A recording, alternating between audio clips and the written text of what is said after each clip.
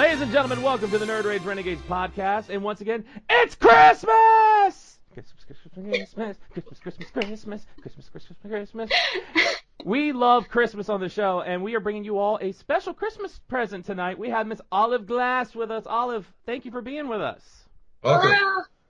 Happy Christmas. Hi, guys. Happy Christmas, Merry Holidays, Happy Christmas, Hanukkah, Kwanzaa to everybody. Yes. We are all about the Christmas. So, Olive, we want to thank you for being here with us. We're going to have a great time tonight. We're going to be talking about all sorts of nerdy shit, and it's going to be a blast. And all you people are going to love listening to it. So, Olive, I want to start off with you telling us a little bit about yourself. Who are you, Olive Glass? Well, so I am a girl. Okay. Hold on. I'm checking that one off the list. Okay, girl. Got General, Yeah, but girl. good. Yep. So far. So I am, most recently, I'm a porn star or porn performer living in Hollywood, California, which is really fun. I just moved here from Portland, Oregon before that, and I've been a mainstream model and like B-film actress for almost a decade prior to starting my porn career.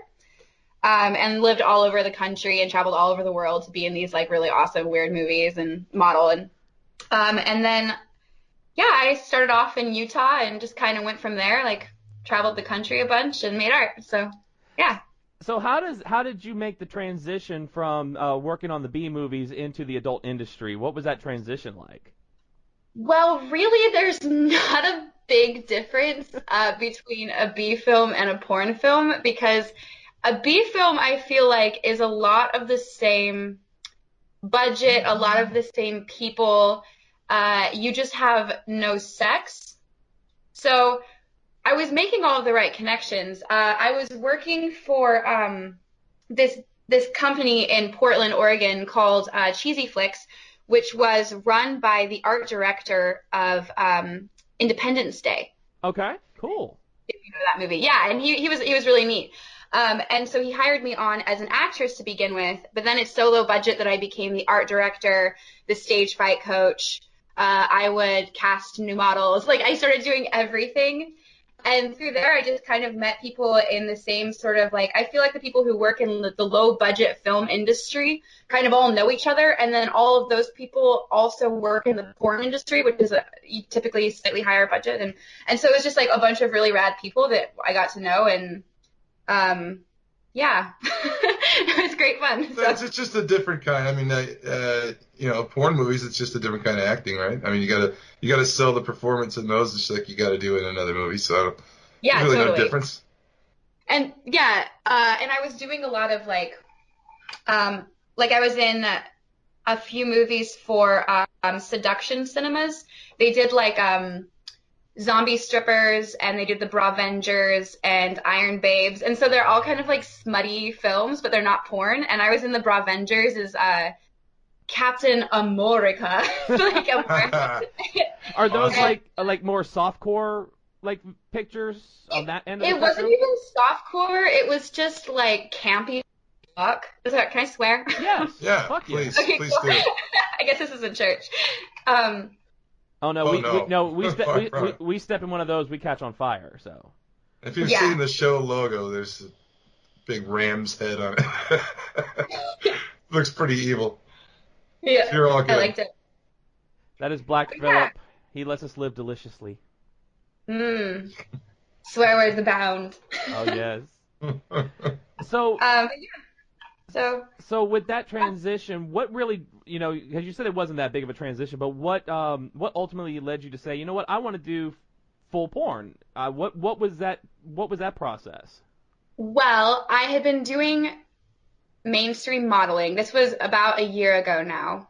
And I was living in New York, working my ass off, and I was doing some fetish work on the side, like very quietly. I didn't want people to know about it because I didn't want to be seen as like a disreputable model, right? Mm-hmm. And then Trump got elected, and I was like, fuck everything. I love making porn. I'm going to be very open about it, and I'm going to transition straight from mainstream into porn. And I hope you all enjoy the spectacle of this transition, because I thought, there are so many worse things in life than watching a woman do things consensually out of a place of happiness and health. Yeah. And I think it was just kind of the last straw for me, this latest political election.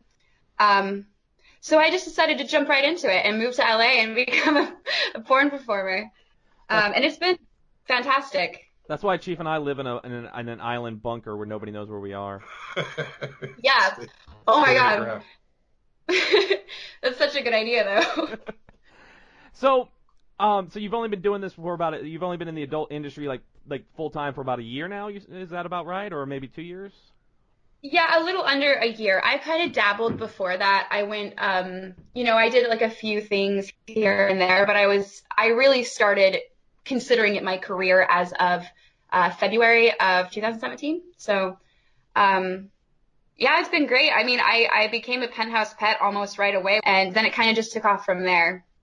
And it's been fun. It's been wild. How many features have you been in so far since you started? Well, I would say probably around 6. Okay. And then I'm doing another one next week, and I can't give away all the details for it, but I can tell you what it is. It's do you know the movie The Witcher, or the video game? Oh yeah.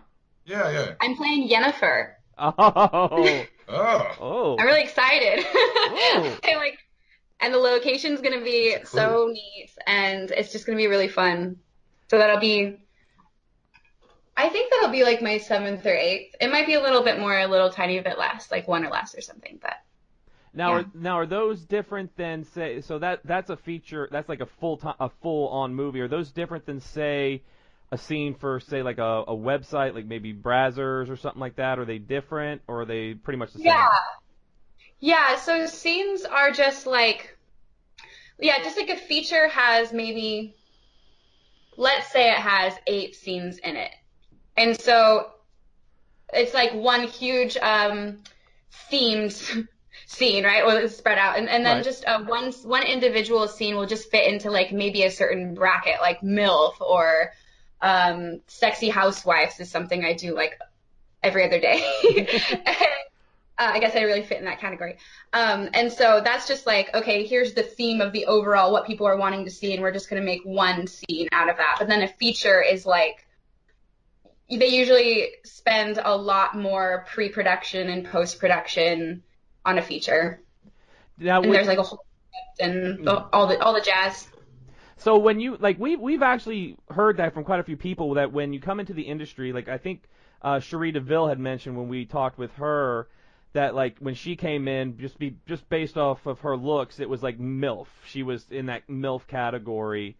Or, if you're looking young, you're automatically in that teen category. Is that something you found, like you got into it and they're just like, sexy housewife, yeah, that's you. That's you. Yeah. You were going to be doing that. Yeah, so I think with me, I have a little bit of leeway because I'm not exactly a MILF look, but I'm definitely not a teen look. Like that middle ground. Yeah, so I get cast as like the sexy housewife with like a sugar daddy a lot, which is fine. Like as long as I'm doing well and having fun. But I get cast as a MILF often. I get cast as like the dommy girl a lot. I think it's the hair. Mm-hmm. It's this hair, which I always thought was not a very like edgy look, but I think in the industry it's a pretty edgy look. Mm-hmm. But yeah, a lot of like the lesbian who's like seducing the younger woman and showing her sexuality for the first time. Yeah. Which is cool. I think Spin was hoping there was a guy that's like Vince McMahon that like doles out the personalities. Yeah. You're gimmicky. You are the MILF. I know. Like, how do you decide? You got to go to a lot of girls. It's like. I was gonna say you got to go through like the developmental territory, and then we bring you up to the main roster of the adult industry. Yes, perfect. Well, I was gonna ask, like, what's the shooting schedule like for a porn movie as opposed to like a B movie? Like, how many takes do you get in porn? Can you knock one of those a whole feature out in a day, or is it spread out over multiple shooting days? I'm not sure how it even works. I've never asked one of the adult stars we've had on. I've never asked that question. I don't know why I didn't ask. Yeah. It really depends. For B film, I would say it worked. Gosh, I'm trying to think. I mean, I think it works about the same way, but I like to do at least 2 takes. That's my comfort level. I just like to have 2 different versions just so we make sure that we can get the best one. I'm really, I'm not a theater kid, but I'm really, like, I want to put out my best work, especially with my acting. It's like my shit. So I like to do more than 1 take unless we're all like, yes, that was the fucking take. But that's not usually how it works. With a lot of porn scenes, you know, there is some script, but often we are just like improvising to a certain degree. I would say it's normal to do a few takes, even 5 takes. If people don't know their lines, then we'll do a lot more takes. And then, you know, it's the same with a B film, except for I feel like everybody in B films, in non-porn work, I feel like people tend to spend more time on the script. So it's a lot more script heavy, and therefore we have to do takes. It works differently, but it's actually basically, I would say, evens out. The long, the short answer. Now, are there certain directors that you'd rather work with? And without mentioning names, are there ones that you just avoid intentionally? Yeah. We're noticing that, you know, especially now because we have a lot of friends in the adult industry. As if you probably know, we've had quite a few on. Dolly Lay's been on with us quite a few times. And it seems like with the industry, there's so much advancement going on lately. I also understand there was a tragedy this week in the industry, and our condolences to the family and friends of August Ames this week. Is that something you've had to deal with? Is the trolls on the internet? Mm-hmm. And so the most I deal with is people making fun of my hair and saying I look like Lord Farquaad, which is actually hilarious to me.